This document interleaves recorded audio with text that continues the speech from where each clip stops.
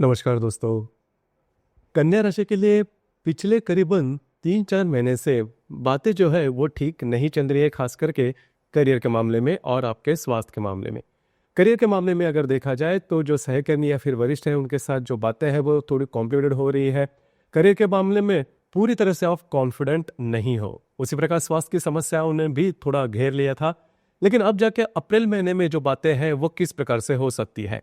खास करके अप्रैल महीने में अगर देखा जाए तो आपके षष्ठ भाव में पिछले करीबन 2.5 साल से भ्रमण करने वाला जो शनि था वो अब आपके सप्तम भाव में भ्रमण करने जा रहा है। उसी प्रकार आपके सप्तम भाव में करीबन 6 ग्रह जो है वो भ्रमण करने जा रहे हैं, जैसे कि रवि, शनि, बुध, शुक्र, राहु, नेपचून। ये जो सभी ग्रह हैं वे आपके सप्तम भाव में भ्रमण करने जा रहे हैं। तो उसके जो प्रभाव परिणाम है वो आपके राशि पर किस प्रकार से होंगे, बाकी भी आपके जीवन का जो क्षेत्र है वो किस प्रकार से अनुभव दे सकता है, सभी के बारे में डिटेल में चर्चा इस वीडियो में हम करने वाले हैं। तो सबसे पहले हम चर्चा करेंगे कि आपका जो स्वास्थ्य है मानसिक या फिर शारीरिक वह किस प्रकार का होगा। जैसे कि आपके राशि का जो स्वामी है बुध, जो कि आपके सप्तम भाव में भ्रमण कर रहा है, हालांकि वो वक्री है। दिनांक 7 तारीख के बाद ये जो बुध है वो मार्गस्थ होने जा रहा है। राशि का जो षष्ठेश है शनि, जो कि आपके षष्ठ भाव में ही भ्रमण कर रहा था, संपूर्ण अप्रैल महीने में या फिर आने वाले करीबन 2.5 साल तक यह जो शनि है वह आपके सप्तम भाव में भ्रमण करेगा। उसी प्रकार राशि का जो अष्टमेश है, जो कि आपके राशि का सबसे महत्वपूर्ण और अशुभ फलदायी ग्रह मंगल, जो कि आपके दशम भाव में भ्रमण कर रहा है, 3 तारीख के बाद आपके 11वें भाव में या फिर एकादश स्थान में भ्रमण करेगा। कुल मिला के देखा जाए या फिर मोटे तौर पर अगर देखा जाए तो स्वास्थ्य से रिलेटेड जो भी तकलीफें आप पिछले कई दिनों से या फिर महीने से आप अनुभव कर रहे थे वो काफी मायनों में नॉर्मल होती हुई नजर आएगी। उसी प्रकार थोड़ा सा आपका जो मेंटल स्ट्रेस है वो भी थोड़ा बढ़ गया था पिछले करीबन 15-20 दिनों में, वो भी काफी मायनों में कम होता नजर आएगा। खास करके 8-10 तारीख के बाद का जो समय है वो आपके लिए काफी ज्यादा शुभ फलदायी हो, शारीरिक और मानसिक तौर पर। तो बिल्कुल भी चिंता न करें। और खास करके आपके राशि के भाग्य भाव में भ्रमण कर रहा जो गुरु है पंचम दृष्टि से आप ही के राशि को देख रहा है, जो कि बहुत ही अच्छी बात है। पिछले करीबन 3-4 महीने से जो भी आपके रुके हुए काम है वो पूरे होते हुए नजर आएंगे। आपका जो कॉन्फिडेंस है वो बरकरार रहेगा। नया अगर कोई काम करना चाहते हो तो भी इस महीने में आप कर सकते हो। तो कुल मिला के देखा जाए तो ये जो महीना है तुलना करते हो अगर पिछले 3-4 महीने से, यह महीना आपके लिए बहुत ही ज्यादा शुभ फलदायी साबित होगा। उसी प्रकार जो फाइनेंस है या फिर आर्थिक स्तर पर अगर कहा जाए तो आपके राशि का नंबर 1 का शुभ फलदायी ग्रह जो है वो है शुक्र, आपके सप्तम भाव में भ्रमण कर रहा है। हालांकि यह वक्री है और करीबन 17 तारीख के बाद यह जो शुक्र है वो मार्गस्थ होने जा रहा है। उसी प्रकार आपके राशि का जो पंचम शनि आपके सप्तम भाव में भ्रमण कर रहा है और राशि के लाभ भाव में जो मंगल है वो आने वाला है। कुल मिलाकर देखा जाए या फिर मोटे तौर पर अगर देखा जाए तो इस महीने में आर्थिक स्तर पर भी जो बातें हैं वो आपके लिए काफी ज्यादा सहज हो जाएगी। करीबन 15-16 तारीख के बाद का जो समय है उससे ही आपको पता चलेगा कि जो भी आपके रुके हुए काम थे या फिर रुके हुए पैसे थे, लाभ थे, वो आपको मिलना शुरू हो जाएगा। खास करके अब जाके जो बातें हैं, अगर आप शेयर मार्केट में ट्रेड करते हो तो धीरे धीरे धीरे नॉर्मल होती हुई नजर आएंगी। मतलब जो भी आप ट्रेडिंग करोगे उसमें अच्छे फायदे मिलेंगे, लेकिन खास करके आपको लॉन्ग टर्म में ट्रेडिंग करना होगा, जो कि महत्वपूर्ण बात है। तो कुल मिला के देखा जाए तो आर्थिक जो स्तर है वो आपका काफी ज्यादा स्थिर देखा जाएगा, स्टेबल देखा जाएगा। इसी प्रकार घर का जो सुख है, गृह सौख्य के मामले में अगर कहा जाए तो आपके राशि का जो चतुर्दश है गुरु, जो कि आपके भाग्य भाव में भ्रमण कर रहा है, बहुत ही महत्वपूर्ण बात है। घर के जो लोग हैं उनके साथ आपकी जो इंटरेक्शन है वो काफी अच्छी देखी जाएगी। घर के जो लोग हैं उनके साथ कहीं बाहर घूमना फिरना हो सकता है या फिर मंदिरों में या फिर तीर्थ स्थल में जाना, पवित्र स्थल में जाना, इस प्रकार के अनुभव आपको मिल सकते हैं। तो कुल मिला के देखा जाए तो घर का जो सुख है वो भी काफी अच्छा देखा जाएगा। उसी प्रकार अगर आप किसी के रिलेशनशिप में हैं वहां पर भी जो बातें जैसा आप चाहते हो उस प्रकार से हो सकती है। पिछले कई दिनों से जो बातें थे वो ठीक नहीं चल रही थी, लेकिन अगर आपको नई रिलेशनशिप बनानी है या फिर अगर आप रिलेशनशिप में हो तो आप दोनों में जो हार्मनी है वो काफी अच्छी देखी जाएगी। जो गर्भवती महिला है उनके लिए भी ज्यादा कोई तकलीफ या फिर प्रॉब्लम वाली बात नहीं है, क्योंकि जो गुरु आपके भाग्य भाव में भ्रमण कर रहा है नवम दृष्टि से, यह आपके पंचम भाव को देखेगा, जो कि बहुत ही अच्छी बात होगी। जो विद्यार्थी वर्ग है उनके लिए भी ये जो संपूर्ण महीना है वो बहुत ही ज्यादा शुभ फलदायी साबित होगा। अगर आप अच्छे एफर्ट देते हो तो उसके रिटर्न्स भी आपको काफी अच्छे मिलते हुए नजर आएंगे।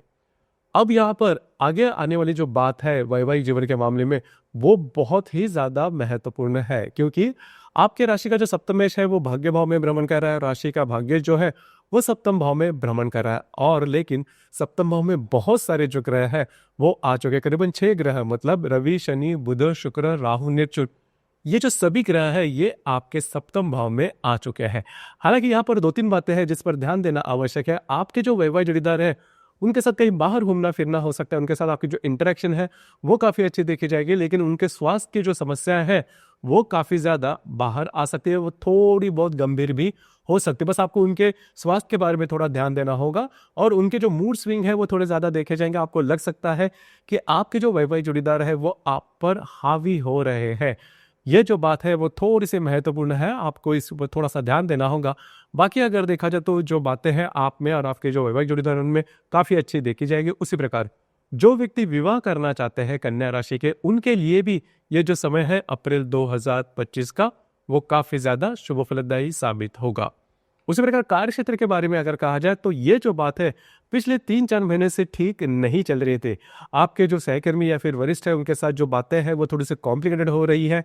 उसी प्रकार आपको लग रहा है कि जो भी आपका कार्य क्षेत्र है उसे छोड़ा जाए या फिर कुछ नया किया जाए। अगर आप बिजनेस करते हो तो वहां पर भी इसी प्रकार के जो विचार है वो आपके मन में आ रहे हैं, लेकिन किसी भी प्रकार के डिसीजन इस महीने में बिल्कुल भी नहीं लेना, क्योंकि जो परिस्थितियां हैं वो बदलने वाली है। करीबन 5-6 तारीख के बाद आपको समझ में आ जाएगा, जो बातें हैं वो काफ़ी नॉर्मल होती हुई नजर आएगा, और उसमें सबसे महत्वपूर्ण बात आपका जो कॉन्फिडेंस है वो काफ़ी लिफ्ट किया देखा जाएगा, और आपके काम की सराहना भी हो सकती है।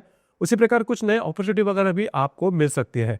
तो बिल्कुल चिंता ना करें, कार्य क्षेत्र से रिलेटेड पिछले करीबन 3-4 महीने के अनुभव पे बिल्कुल भी नहीं जाना। अब जो बातें हैं आपके लिए सकारात्मक होने वाली है। अब यहाँ पर यह जो संपूर्ण महीना है, यहाँ पर एक जो बात है जिस पर ध्यान देना आवश्यक है, लोन लेना, लोन देना या फिर जामीन रहना, इस प्रकार की बातों से आपको थोड़ा सा दूर रहना होगा, क्योंकि जो बातें हैं आपके लिए थोड़ी सी कॉम्प्लिकेट हो सकती है। लेकिन यहाँ पर एक बात अच्छी भी है कि इस महीने में आपको अनएक्सपेक्टेड लाभ वगैरह मिलने की संभावना थोड़ी अच्छी बन रही है। लेकिन इसका मतलब ये बिल्कुल भी नहीं कि आप इस प्रकार के जो लाभ है इसके पीछे दौड़े। मोटे तौर पर अगर देखा जाए तो आपकी जो वैवाहिक जीवन है उस पर आपको थोड़ा ध्यान देना होगा, और खास करके आपको जो स्वास्थ्य है उस पर थोड़ा अगर आप ध्यान दें तो ये जो संपूर्ण महीना है वो आपके लिए शुभ फलदायी साबित होगा। आपको कुछ अच्छे अपॉर्चुनिटी वगैरह मिलने की संभावना काफ़ी अच्छी बन रही है। अब हम चर्चा करेंगे कि जो ग्रह योग है उसके जो प्रभाव परिणाम है वो आपके राशि पर किस प्रकार से होने वाले हैं। जैसे कि दिनांक 2 तारीख को शुक्र और राहु की युति आपके सप्तम भाव में होने जा रही है, तो खास करके आपके जो वैवाहिक जोड़ीदार है उनके स्वास्थ्य के बारे में ध्यान देना आवश्यक होगा। अगर आप पार्टनरशिप के बिजनेस में है वहां पर भी छोटी मोटी बातों को लेकर तू मैं हो सकती है। इसी प्रकार दिनांक 4 तारीख को बुध और राहु की युति भी आपके सप्तम भाव में होने जा रही है। तो अगर आप विवाहित हो तो आपकी जो वैवाहिक जोड़ीदार है उनके साथ छोटी मोटी बातों को लेकर तकरार हो सकती है।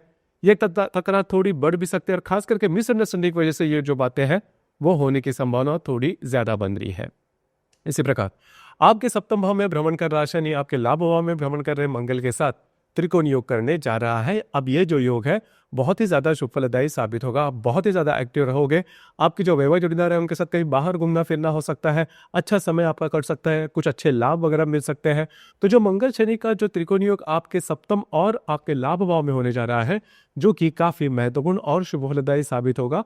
इसी प्रकार दिनांक 6 तारीख को मंगल और शुक्र का त्रिकोण योग भी होने जा रहा है। ये जो योग है बहुत ही ज्यादा शुभ फलदायी साबित होगा। आपका घूमना फिरना ज्यादा हो सकता है, कुछ नया अगर आपको काम करना है, नए बिजनेस के बारे में सोचना है, नए नौकरी के बारे में सोचना है, या फिर अन्य किसी क्षेत्र में नया कुछ करना है, तो ये जो मंगल शुक्र का त्रिकोण योग है वो आपके लिए शुभ फलदायी साबित होगा। कुछ नए अपॉर्चुनिटी वगैरह आपको इन दिनों में मिलने की संभावना बहुत ही अच्छी बन रही है। इसी प्रकार दिनांक 7 तारीख को शुक्र और शनि की युति आपके सप्तम भाव में होने जा रही है। अब ये जो युति है ये काफी महत्वपूर्ण साबित होगी, खास करके आपके जो वैवाहिक जोड़ीदार है उनमें और आप में जो हार्मनी है वो काफी अच्छी देखी जाएगी। अब यहाँ पर करीबन 24 तारीख को होने वाला शनि राहु की जो युति है वो सबसे अशुभ फलदायी योग है इस संपूर्ण महीने में। इसमें खास करके अगर आप पार्टनरशिप के बिजनेस में है या फिर पार्टनरशिप के बिजनेस के बारे में सोच रहे हो तो करीबन 24 तारीख के इर्द गिर्द किसी भी प्रकार के महत्वपूर्ण काम बिल्कुल भी नहीं करना। उसी प्रकार पार्टनरशिप में और आप जो आपके पार्टनर रहेंगे उनमें और आप में छोटी मोटी बातों को लेकर जो बातें प्रॉब्लम कॉम्प्लिकेशंस हैं वो काफ़ी ज़्यादा बढ़ सकते हैं। उसी प्रकार खास करके जो विवाहित व्यक्ति है उनके लिए उनके जो वैवाहिक जोड़ीदार है उनके स्वास्थ्य के बारे में जो बातें हैं, जो प्रॉब्लम है, वो काफ़ी ज़्यादा कॉम्प्लिकेटेड हो सकते हैं। आपको इन चीज़ों पर ध्यान देना बहुत ही ज़्यादा आवश्यक है। उनके स्वास्थ्य की समस्याएं ऐसे सामने आ सकती है जिसका निराकरण जल्दी से नहीं हो पाएगा। तो छोटी सी भी अगर कोई लक्षण अगर आपको दिखाई देते हैं तो तुरंत काम करना आवश्यक होगा। उसी प्रकार इस महीने की जो पूर्णिमा है वो 12 तारीख को है, हनुमान जयंती है उस दिन। उसी प्रकार जो अमावस है वो 27 तारीख को है आपके अष्टम भाव में। देखिए अष्टम भाव की जो अमावस है वो अशुभ फलदायी मानी जाती है। स्वास्थ्य के बारे में किसी भी प्रकार के महत्वपूर्ण काम की शुरुआत इन दिनों में नहीं करना। वैसे भी देखा जाए तो पूर्णिमा और अमावस के दिन थोड़ा सा रविचंद्र का आकर्षण थोड़ा ज्यादा होता है। इस वजह से हम थोड़े से भावनातीत ज्यादा होते हैं और इमोशन के चलते गलत निर्णय लेने की संभावना थोड़ी ज्यादा बनती है। इस वजह से इस महीने के 12 और 27 तारीख को किसी भी प्रकार के महत्वपूर्ण निर्णय, कमिटमेंट, प्रोमिसेस या फिर विवादों में बिल्कुल भी नहीं जाना। तो ये जो संपूर्ण महीना है वो एक तरह से देखा जाए तो आपके लिए शुभ फलदायी साबित होगा और जो भी आपके करियर के मामले में प्रॉब्लम, कॉम्प्लिकेशन चल रहे थे उससे आप बाहर निकल रहे हो। तो दोस्तों ये था कन्या राशि का अप्रैल 2025 का संपूर्ण राशिफल। धन्यवाद।